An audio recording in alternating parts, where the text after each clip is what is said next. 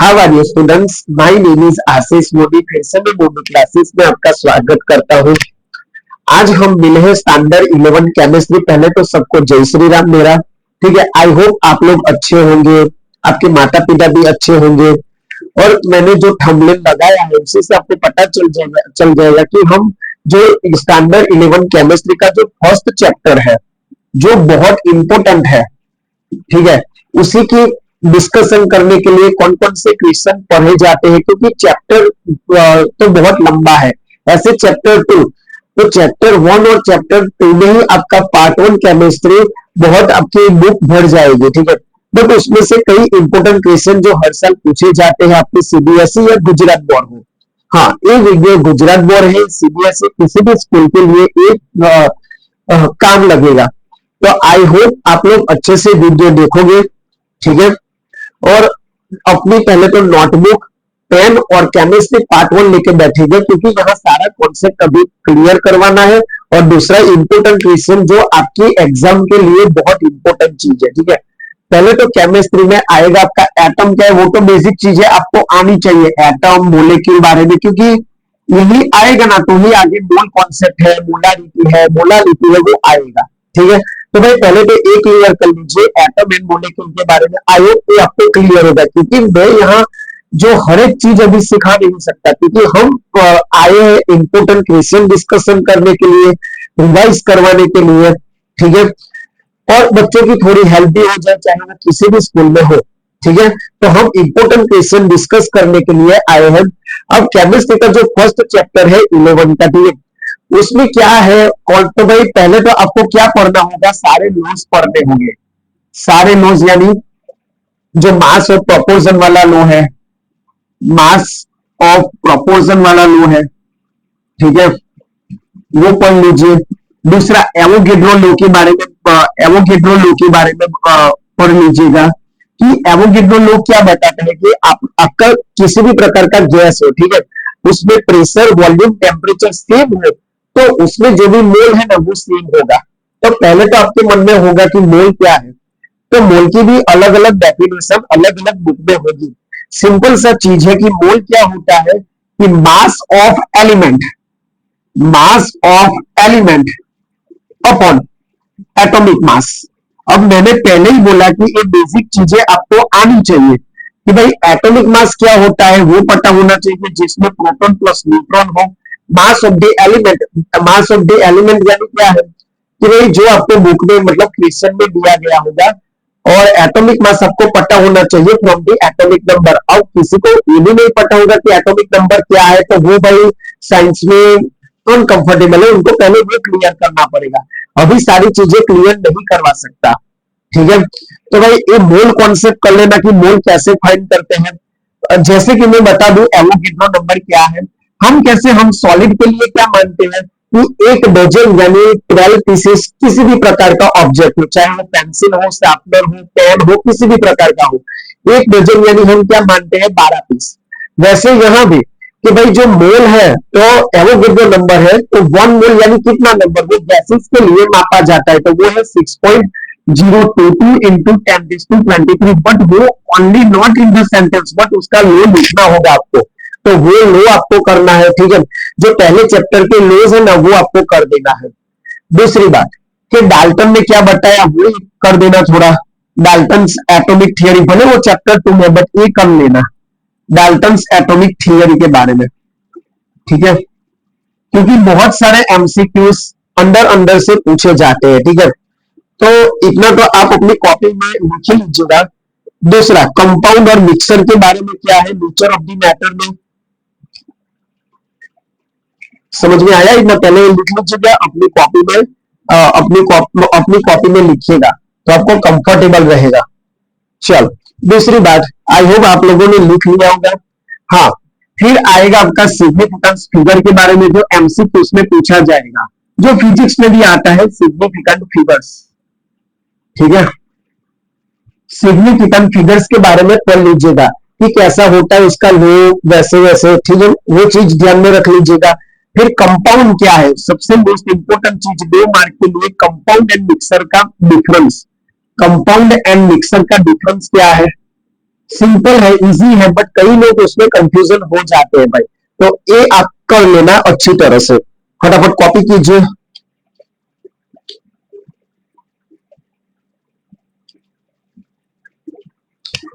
Mixer में जो होता है ना होमोजीनियस हिट्रोजीनियस, वो सब कर लेना अच्छी तरह से, इजी है, कुछ नया चीज नहीं है।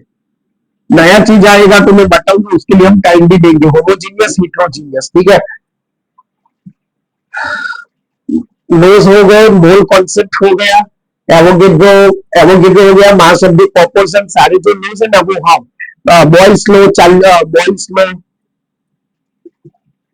चार्ल्स लो, गैल्यूसेक लो, वो भी एक बार पढ़ लेना। जिसको हम बोलते हैं आइडियल इक्वेशन, जिसको हम बोलते हैं आइडियल इक्वेशन, ठीक है। फटाफट कॉपी कीजिए अपनी, मैंने जो जो लिखा है वो तो आपको करना ही है। हाँ, फिर law of the constant proportion, क्या है भाई, law of the constant proportion यहां ऐड कर देना, law of the constant proportion, okay. चलो, और मेरे ख्याल से ये अच्छी है, मतलब मैंने जो पढ़ा है, मैंने जो एनालिसिस किया है स्टडी का, उसमें जो ऑसवेल की बुक है ना वो बहुत अच्छी बुक है, ठीक है। तो भाई वो एक अपने पास, मतलब हाँ, अब जो सब बुक अच्छी होती है, बट मुझे एक चीज अच्छी लगी कि भाई उसमें बहुत सारे एमसीक्यूज भी है, सारे कॉन्सेप्ट भी है, और 1 मार्क के अलग क्वेश्चन दिए गए हैं, 2 मार्क के अलग क्वेश्चन दिए गए हैं। तो ये अच्छी रहेगी मेरे ख्याल से। आप दूसरे ऑथर की भी ले सकते हैं, आपको जो कंफर्टेबल है, बट ये अच्छी रहेगी। तो फटाफट कॉपी करो, ठीक है। कांस्टेंट प्रोपोर्शन में वो चीज कर लेना। चलो, मोल्स कैसे फाइंड करते हैं मैंने बता दिया, कि ये जो मास ऑफ द एलिमेंट है ना, सपोज कि आपको 2 मार्क में पूछे कि find the mole of this element, तो आपको क्या करना है, जो मास क्वेश्चन में दिया होगा और ये आपको पता होना चाहिए, क्योंकि अब 11 स्टैंडर्ड में हमें पीरियोडिक टेबल के बारे में पता होना चाहिए। एलिमेंट कोई भी दे 1 to 30, तो उसमें तो आना ही चाहिए, बराबर, व्हाट इज एटॉमिक मास, वो सब, ठीक है। सबसे इंपॉर्टेंट चीज इस चैप्टर में है find the empirical formula, find the empirical formula, और दूसरा मोलेक्युलर फॉर्मूला।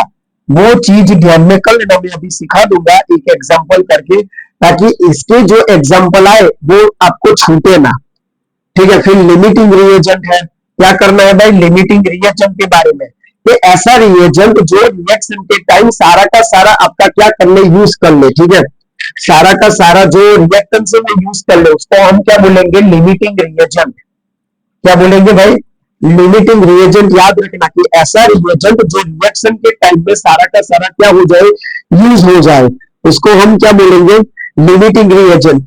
फिर हम मास परसेंटेज एलिमेंट, वो एग्जांपल, हाँ, मास परसेंटेज एलिमेंट, जो मास का हम परसेंटेज निकालते हैं ना, तो मास परसेंटेज एलिमेंट वो एक कर देना। मैं क्या बता रहा हूँ, इंपॉर्टेंट टॉपिक जो आपको करने हैं, लिमिटिंग रिएजेंट करना है, एम्पिरिकल फॉर्मूला करना है, मोलेकुलर फॉर्म, इसका मैं एक एग्जांपल बता देता हूं।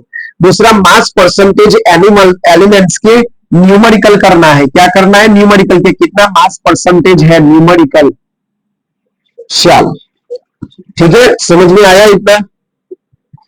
अब आपको एमसीक्यू में पूछे कि भाई what is the relationship between empirical formula and molecular formula, क्या लिखोगे, what is the difference between, what is the difference between empirical formula and molecular formula, बोलो क्या डिफरेंस होगा। कि भाई, तो it is the very easy, मैं पहले लॉक कर देता हूं अच्छे से, तो आपको क्या है, अच्छे से अंडरस्टैंडिंग भी हो जाए, ठीक है। तो फटाफट इतना लिख लो, मैं लॉक कर देता हूं बॉल। तो हम क्या देख रहे थे, relationship between empirical formula and molecular formula. But उसके पहले ये सारे laws, mass of proportion law, mass of the constant proportion, Avogadro, जो भी है वो अपनी कॉपी में लिख दीजिएगा, ठीक है। चल, हम जानेंगे relationship between empirical formula and molecular formula. तो मुझे बताओ, आपने अभी स्कूल में तो थोड़ा समझा ही होगा कि ये क्या चीज है, आपने स्कूल में तो थोड़ा समझा ही होगा कि भाई ये क्या चीज है। तो भाई, मोलिक्यूलर फॉर्मूला क्या होता है, molecular formula, molecular formula is equal to multiply by n empirical formula, ये आपका रिलेशनशिप है। अब एन क्या है मैं आपको बता देता हूं, क्या रिलेशनशिप मैंने बताया कि इनको एन से मल्टीप्लाई करके आपको क्या मिल जाएगा, मोलिकुलर फॉर्मूला मिल जाएगा। बराबर, मैं आपको एक एग्जांपल करके दिखा देता हूं ताकि आपको क्या कंफ्यूजन ना रहे कि सर ये कैसा है। चलो एक अच्छा सा एग्जांपल हम देख लेते हैं जो इम्पोर्टेंट भी है। देखो, आपको ऐसा कुछ पूछे कि फाइंड द एम्पिरिकल फॉर्मूला, क्या पूछे, फाइंड द एम्पिरिकल फॉर्मूला, ये हमें पहले है कि फाइंड एम्पिरिकल फॉर्मूला। में एक एग्जांपल बता देता हूं ताकि आपको क्या पता चले। फाइंड द एम्पिरिकल फॉर्मूला क्या बोला गया है, जिसका कंपाउंड है आपका मोलर मास है 78, वो तो अपने ओके कंपाउंड दिया गया है। Find empirical formula of CH और उसका क्या बताया दिया गया है, मोलर मास दिया गया है। मोलर मास, मोलर मास कितना दिया गया है भाई, 78 मोल इनवर्स, 78 मोल इनवर्स। और मोलिकुलर फॉर्मूला भी, ये 2 मार्क के लिए बहुत इंपॉर्टेंट चीज है। और मोलिकुलर फॉर्मूला भी आपको क्या करना है, फाइंड करना है। ठीक है, क्या दिया गया है क्या दिया गया है आपको, एक तो कंपाउंड दिया गया है, ओनली कार्बन एंड हाइड्रोजन में दिया है, CH दिया है, तो CH4 कुछ नहीं दिया, क्योंकि एम्पिरिकल फॉर्मूला का मतलब क्या है, मुझे नहीं पता है कि आपके कंपाउंड में कितने कार्बन लेने हैं, कितने हाइड्रोजन लेने हैं, वो हमें आफ्टर द कैलकुलेशन गिनना होगा कि भाई वो कितने आएंगे। कैसे गिनोगे, मोलर मास है। हाँ, एम्पिरिकल फॉर्मूला फाइंड करने के कई सारे मैथड है, जैसे परसेंटेज दिया है किसी को क्या दिया है, मोलर मास दिया है। इस मेथड से कैसे करेंगे हम, बोलो, किसी को पता है कि मोलर मास हम कैसे, सॉरी एम्पिरिकल फॉर्मूला पहले कैसे फाइंड करेंगे। अब आप बोलोगे कि सर हमें तो स्कूल में परसेंटेज वाला करवा दिया, तो कोई बात नहीं, परसेंटेज वाले भी मेथड कोई दिक्कत नहीं है, बट क्वेश्चन जैसा दिया ना वैसा आपको करना पड़ेगा। ठीक है, तो मोलिकुलर फॉर्मूला फाइंड करने के लिए मुझे क्या चाहिए, पहले एम्पिरिकल फॉर्मूला चाहिए जो मैंने ऑलरेडी बोर्ड पे लिख दिया है। तो मुझे क्या फाइंड करना होगा, पहले एन फाइंड करना होगा, एन भी फाइंड करना होगा और एम्पिरिकल फॉर्मूला भी फाइंड करना पड़ेगा। ठीक है, तो वो लोग कैसे करेंगे कि एम्पिरिकल फॉर्मूला कैसे फाइंड करेंगे, बोलो। तो देखो भाई, तो पहले तो एन, एन क्या है आपका, मोल। मोल मैंने ऑलरेडी आपको बता दिया है कैसे फाइंड करना है। तो मोल कैसे फाइंड करना है भाई, ये आपका कार्बन 12 है और हाइड्रोजन 1 है, वो आपको पता होना चाहिए। बराबर, CH4 के ऐसा कुछ नहीं, CH ही दिया है, कोई दिक्कत नहीं है। चल क्या होगा, उसका एटॉमिक मास 12 + 1 13, तो मोल इज इक्वल टू, ये क्या है आपका मोल नंबर है। क्या है भाई, मोल नंबर है, फटाफट लिखो, मोल नंबर है। उसको मैंने कैसे फाइंड किया, मोल, ऊपर जो क्वेश्चन में दिया गया है वो मास, ऊपर कौन सा क्वेश्चन में दिया गया है 78/13, तो 13 × 6 करोगे तो आपको क्या आ जाएगा, मोल नंबर आ जाएगा। चलो मुझे इतना मिल गया 6। अब एम्पिरिकल फॉर्मूला, ठीक है, अब एम्पिरिकल फॉर्मूला ऑलरेडी दिया गया है, क्या है, CH, तो 6CH, तो मैं क्या लिख सकता हूँ, C6H6 भी लिख सकता हूँ। तो ये हुआ आपका मोलिकुलर फॉर्मूला इजी। तो आपको पहले क्या करना पड़ेगा भाई, पहले आपको फाइंड करना पड़ेगा मोल, जो मोल आपको पता होना चाहिए कि पहला जो क्वेश्चन में दिया गया हुआ वो, और नीचे होगा आपका एटॉमिक मास। फटाफट कॉपी करो, ऐसे सिंपल वे में 2 मार्क में पूछ सकते हैं। ठीक है, मास परसेंटेज कैसे फाइंड करोगे भाई, मास परसेंटेज में उसका वेट दिया गया होगा, बराबर, total weight upon molecular weight. Mass percentage मैंने अभी लिखा था, रफ कर दिया, तो भाई मास परसेंटेज में क्या होगा, मास परसेंटेज में आपका total weight upon molecular weight. ठीक है, मोलिकुलर वेट यानी वही एटॉमिक मास वाला, वो कोई नई चीज नहीं है, फटाफट कर लो। मोलिकुलर मास तो पता होगा ना, मोलिकुलर मास कैसे फाइंड करना है भाई, जैसे कि मुझे इसका मोलिकुलर मास फाइंड करना है, तो 6 कार्बन 12 + 6 हाइड्रोजन 1, ऐसे करोगे हम टोटल, बराबर, और मास है यानी ग्राम में होगा। क्लियर, तो ऐसे छोटे छोटे डाउट आप पहले से रेडी कर, मतलब पहले से तैयारी करते होगे तो कोई दिक्कत नहीं होगी, बराबर। पहले से अगर आप तैयारी करते होगे तो मोलिकुलर मास कैसे फाइंड करना है, एटॉमिक मास कैसे फाइंड करना है, एटॉमिक नंबर क्या है, वो सब आपको पता होना चाहिए, क्योंकि सारी चीजें अभी नहीं सिखा सकता। ठीक है, तो ऑलरेडी अगर आपको सीखना है एटम क्या है, मोलिकुलर है, तो मेरा मेरा एक ऑलरेडी वीडियो है बेसिक कॉन्सेप्ट ऑफ केमिस्ट्री, जिसमें आयन कैटायन कैसे बनते हैं, एटम से आयन कैसे बनते हैं, कैटायन क्या, वो सारी इंफॉर्मेशन मैंने एक वीडियो में डाली है, मेरा फर्स्ट वीडियो, ठीक है, 2-3 साल पहले का है।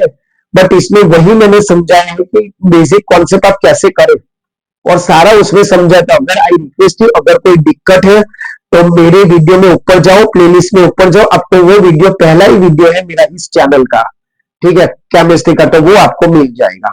चलो हम लोग आगे बढ़ते हैं थोड़ा, और कई बात मुझे करनी है आप लोगों से कि भाई 11-12 में आगे थोड़ा सीरियस बनिए। कई लोग ऐसे हैं जिसको साइन थीटा कॉस थीटा मतलब साइंस का साइंस एस भी नहीं पता है, वो एडमिशन ले लिया है कई स्कूलों में, इधर उधर इधर उधर उधर उल्टा फुल्टा करके। तो भाई वो लोग अपने दोस्तों को देखकर आए हैं ना जो साइंस में, वो आई रिक्वेस्ट यू, वो अपने अपना भविष्य सोचकर सुने, सोचकर उसको पसंद करके मैं ये बनने वाला हूं तो मैं ये लूंगा। ऐसा नहीं कि दोस्त ने ले लिया है इसलिए मैंने लिया, ऐसा जाने दो भाई, क्योंकि 12th बहुत डिफिकल्ट है, 12 साइंस और 12 कॉमर्स, ऐसा नहीं कि कॉमर्स इजी है, कॉमर्स भी बहुत डिफिकल्ट है। तो वो आपको ये चीजें ध्यान में रखनी चाहिए, ठीक है। हम तो क्या एक बार बोलेंगे फिर आपका भविष्य है। मैंने कई सारे देखे हैं साइंस में कि भाई जिनको कुछ आता ही नहीं, फोर्स क्या है प्रेशर क्या है कुछ आता ही नहीं, वो भी साइंस में एडमिशन ले लिया है, ठीक है। तो वो चीजें ध्यान में रखो भाई, कि जो पता ही नहीं जिसके बारे में, फिर क्या है, देखो हमारे तो स्कूल वालों तो क्या है, फीस मिलेगी एक मतलब उनको कुछ, आप फेल होंगे तो क्या होगा, एक तो स्कूल का नाम भी एक तो बदनाम होगा, वो तो ठीक बात है, बट आपका फ्यूचर का क्या एक साथ, ठीक है ना। तो भाई ये छोटी छोटी चीजें आप ध्यान में रखिए। चल अब मैं एक एग्जांपल दिखा देता हूं कि भाई परसेंटेज आया है तो वो कैसे करना है। तो एक एग्जांपल ले लेते हैं सिंपल सा, कि आपको कार्बन दिया गया है कुछ परसेंटेज, कार्बन है आपका 64.4 परसेंटेज, ठीक है। दूसरा है आपका क्या दिया गया है भाई, कार्बन का परसेंटेज दिया गया है, हाइड्रोजन का परसेंटेज दिया गया है 5.5, और दूसरा है आपका ऑक्सीजन एफ है, तो एफ का जो परसेंटेज है वो दिया गया है, कितना परसेंटेज दिया गया है 29.9। अब देखो बेसिक नॉलेज क्या है, इन सबका एडिशन 100% होना चाहिए। किसी कभी कभी ट्विस्ट करके कोई टीचर लोग क्या पूछ लेते हैं पता है, खाली इनका परसेंटेज देते हैं, इनका परसेंटेज देते हैं, और बोलते हैं कि रिमेनिंग ऑफ दी एफी परसेंटेज, ऑफ स्टूडेंट कंफ्यूजन होते हैं कि रिमेनिंग एफी तो कितना लेना है। तो मैं आपकी नॉलेज बढ़ाने के लिए बोल देता हूं कि टोटल आपका 100 होना चाहिए, ठीक है।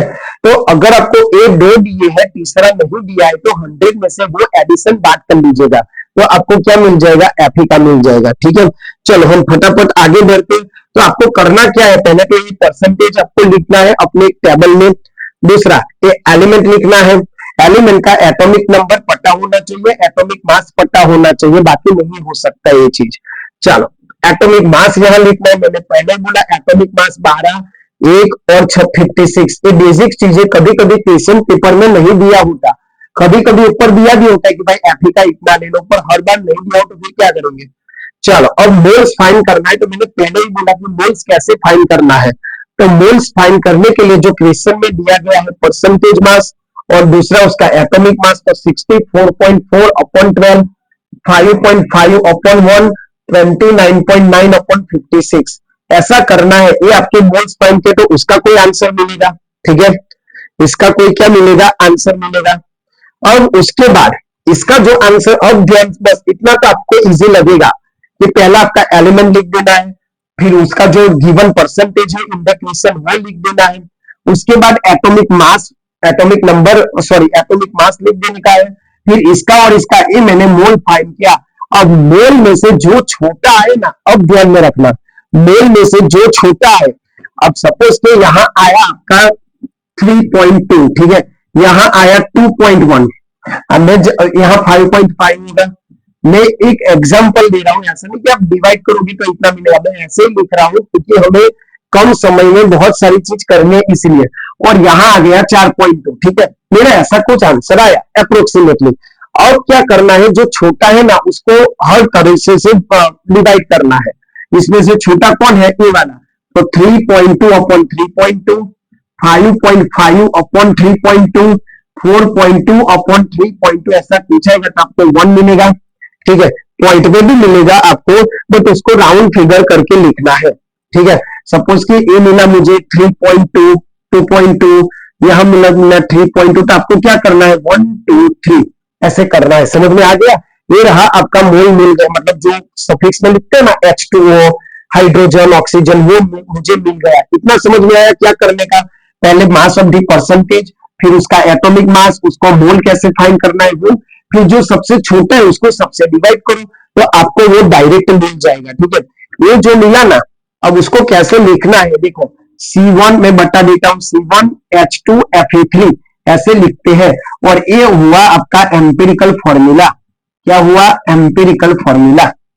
समझ में आ गया क्या करना है? तो ये हुआ आपका, जो यहां से मिलेगा ना उसको हम क्या बोलते हैं? एम्पिरिकल फॉर्मूला बोलते हैं। क्या बोलते हैं? एम्पिरिकल फॉर्मूला बोलते हैं। अब इसी से मोलिकुलर फाइंड करते हैं। तो मोलिकुलर के मैंने लिए बोला था कि what is the relationship between empirical formula and the, तो मल्टीप्लाई बाय एन करना है।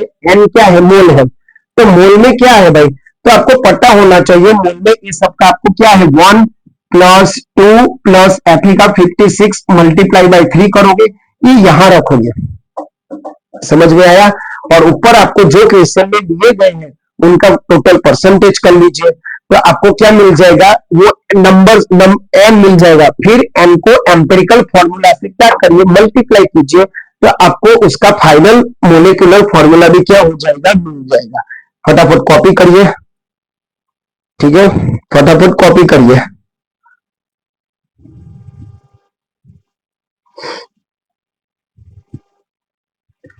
आप सोच रहे होंगे कि सर ये एन में मैं कितना परसेंटेज वाला लिखूं ना, जिसमें बोला होगा ना कि मोलिकुलर फॉर्मूला, तो उसमें क्वेश्चन में टोटल मोलर मास दिया गया होगा।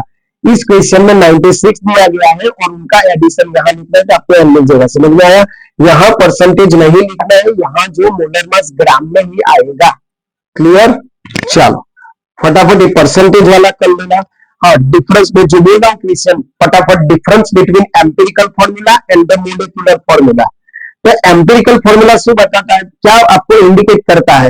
Empirical formula whole number of the जितना एलिमेंट है वो बताता है। ठीक है, वो एक ध्यान में कर लेना, दोनों का डिफरेंस कर लेना, एम्पिरिकल फॉर्मूला और मोलिकुलर फॉर्मूला का डिफरेंस कर लेना। परसेंटेज वाला एग्जांपल कर लेने का, जो परसेंटेज वाला है ना वो, और ग्राम वाला, दो टाइप के एग्जांपल है आपके पास। फिर कार्बन, हाइड्रोजन, ठीक है, तो वो एक कर लेना। स्टोचियोमेट्री, यस स्टोचियोमेट्री टॉपिक कर लेना, मैं भूल गया बताना। स्टोचियोमेट्रिक जो मैक्सिमम सॉल्यूशन होता है, स्टोचियोमेट्री स्पेलिंग में थोड़ा गड़बड़ होगा पर आप समझदार हो, समझ जाओगे। स्टोचियोमेट्री एक इंपोर्टेंट चीज है। लिमिटिंग रिएजेंट तो मैंने बता दिया, मास परसेंटेज भी मैंने बता दिया है। ठीक है, एसटीपी का फुल फॉर्म वो क्या यूज होता है, वो छोटी छोटी चीजें आपको ध्यान में रखना होगा। हाँ, एक इंपोर्टेंट चीज तो मैं ऑलरेडी बोल गया, मोलारिटी एंड मोलालिटी वो कब काम आती है, वो चीज हमारे रह गया है। तो कैसे याद, पहले कॉपी कर लो फटाफट, उसके बाद हम आगे चलते हैं। तो दोस्तों मैंने क्या लिखा है यहाँ, अपना टाइम बचाने के लिए मैंने सीधा लिख दिया है कि भाई मोलालिटी क्या है और मोलारिटी क्या है। देखो समझो, मोलालिटी किलोग्राम में मापा जाता है, यानी आपके सॉल्वेंट में 1 केजी सॉल्वेंट आप मिक्सअप करते, आपको पता है कि सॉल्यूशन में दो चीज होती है, सॉल्यूट एंड सॉल्वेंट।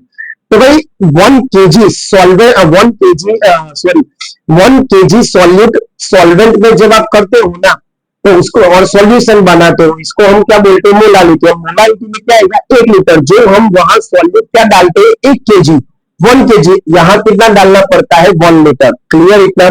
दूसरी चीज, आप कैसे ये डिफरेंस पूछा जाता है कि भाई right the difference between molality and molarity, तो डिफरेंस यही चीज है, किलोग्राम लीटर वाला, not temperature dependent, temperature dependent.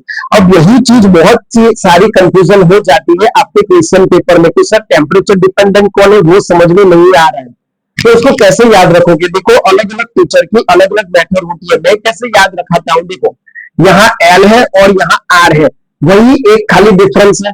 तो आप कैसे रखोगे, एल यानी हम बोलते हैं ना कि वो तो लिखा है, उसको कुछ फर्क नहीं पड़ेगा, तो वही हुआ ना, देखो नॉट टेम्परेचर डिपेंडेंट, यानी एल यानी लिखा है, उसको कोई फर्क नहीं पड़ेगा जो भी करोगे। बट आर पैसा वाला है रुपीस, देखो ये आर मैंने क्या बना दिया है, रुपीस बना दिया है। तो रुपीस वाले को फर्क पड़ेगा भाई कि टेम्परेचर गिरेगा कि नहीं गिरेगा, ऐसे आप ट्रिक से याद कर सकते हो इजी कि भाई एल यानी लिखा है उसको कोई फर्क नहीं पड़ेगा, तो नॉट टेम्परेचर बट आर यानी रुपीस है तो उसके पास फर्क पड़ेगा। ये सॉल्व ये मैंने वो लिख दिया है आपका फॉर्मूला कि भाई मोल्स कैसे मोलारिटी आपको क्या है, मोलारिटी कैसे आपको फाइंड करनी है मोलारिटी, उसमें क्या आएगा number of the moles in solute kilogram में और मास of the solvent in kilogram में, ये सेम टू सेम आएगा मोलारिटी में बट नीचे का आएगा वॉल्यूम क्योंकि लीटर में है इसीलिए। कई बार आपके एग्जाम्पल में मोस्ट इंपोर्टेंट एग्जाम्पल आपको मोलारिटी पूछा गया है, क्या है मोलारिटी दिया गया है उससे मोलारिटी फाइंड करो, ये सबसे इंपोर्टेंट क्वेश्चन है कि मोलारिटी से मोलालिटी और मोलालिटी से मोलारिटी, उसमें आपको वॉल्यूम का formula volume is equal to density में कैसे फाइंड करना है, डेंसिटी का फॉर्मूला क्या है वॉल्यूम अपॉन मास, उसी सब सिंप्लीफिकेशन से मुझे क्या फाइंड करना है, इधर से उधर जा सकते हो उधर से इधर जा सकते हो। समझ में आया दोस्तों? तो एक बहुत चीज इंपोर्टेंट है आपके लिए कि मैंने जो आज बताया जो क्वेश्चन, आई होप आप लोगों को समझ में आ गया होगा। ठीक है, हमने क्या क्या किया आज हमने क्या क्या किया आज, पहले से थोड़ा रिवीजन भाई, 3 लो कर देना, एवोगैड्रो लो वाले मास प्रोपोर्शन वो वाले कर लेना, फिर एग्जांपल परसेंटेज एम्पिरिकल फॉर्मूला कैसे फाइंड करना है, molecular atomic mass atomic number तीनों लो, फिर मोलारिटी मोलालिटी मोलारिटी से मोलालिटी कैसे फाइंड करते हैं, इससे कैसे फाइंड करते हैं, कैसे याद रखना है वो कर लेना, डेंसिटी का फॉर्मूला याद कर लेना। ठीक है, तो आई होप आप लोग ये सब अच्छे से समझोगे। हाँ मुझे पता है कि भाई कई टीचर डिजिटल बोर्ड का यूज कर, मतलब मुझे भी करना है बट क्या करें, very expensive of the digital board, मैंने तपास भी किया जल्द दिनों में वो भी हो जाएगा, धीरे धीरे धीरे धीरे भगवान की कृपा है चल रहा है हमारा, तो भाई वो भी हो जाएगा धीरे धीरे। आपको कुछ जरूरत है कुछ करना है तो भाई ये नंबर भी दिया गया है। ठीक है, तो धीरे धीरे अपना चैनल भी आगे बढ़ेगा तो कुछ मिलेगा, आप भी कुछ करना चाहते हो तो कर सकते हो, ऐसा कोई फोर्स नहीं है, बट हाँ अपने पढ़ने में ध्यान दो, माँ बाप को रिस्पेक्ट दो और टीचर को भी रिस्पेक्ट देना चाहिए। ऐसा नहीं कि भाई आप जहाँ हाई इंस्टीट्यूट में जाते हो वही इंपॉर्टेंट है, हम भी इंपॉर्टेंट है। ठीक है, हम भी आपकी दया करते हैं चिंता करते हैं, इसीलिए तो भाई ऐसे रात में वीडियो अपलोड करते हैं ताकि आपको कोई कुछ फायदा मिले। दूसरी चीज, यहाँ कोई मैंने पेपर लीक नहीं किया है, मैंने जो इम्पोर्टेंट क्वेश्चन है वही बताया है, जिस बच्चे को ऐसा लगे कि तो भाई वो गलत है, ठीक है, तो वो चीज अपने तक ही वो चीज ध्यान में रखना कि मैं कोई पेपर लीक नहीं कर रहा हूँ, बस इम्पोर्टेंट क्वेश्चन बता रहा हूँ। और अगर आपकी मर्जी ना करो पूरा बुक करना हो, अगर टीचर्स का पढ़ना हो कोई मुझे दिक्कत नहीं, बट मार्क्स होने चाहिए, ऐसा नहीं कि बस खाली मगज का हो। तो इसी के साथ मैं यहाँ एक चैप्टर आपका समाप्त करता हूँ, इंपोर्टेंट क्वेश्चन है तो आप अच्छे से कर लेना, अपनी कॉपी का रिवाइज कर लेना। ठीक है, चैनल को आगे बढ़ाओ, हेल्प करो सपोर्ट करो, और किसी को भी हेल्प चाहिए तो बोल देना, और आप भी किसी पे हेल्प कीजिएगा। जय श्री राम, जय भारत।